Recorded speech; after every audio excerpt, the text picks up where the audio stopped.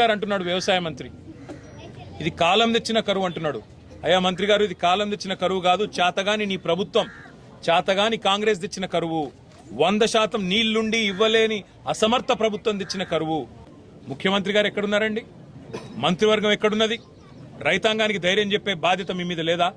మీరే కదా చెప్పింది, పొంకనాల పోతిరెడ్డి గారు, రేవంత్ రెడ్డి గారు 2 లక్షల రుణమాఫీ చేస్తా డిసెంబర్ 9 నాడని డైలాగులు కొట్టింది ఎవరు? మీరు కాదా? మరి ఎక్కడ పోయింది నీ 2 లక్షల రుణమాఫీ? అందుకే మేము రాష్ట్ర ప్రభుత్వాన్ని డిమాండ్ చేస్తా ఉన్నాం, 2 లక్షల రుణమాఫీ కూడా చేసి తీరాల్సిందే.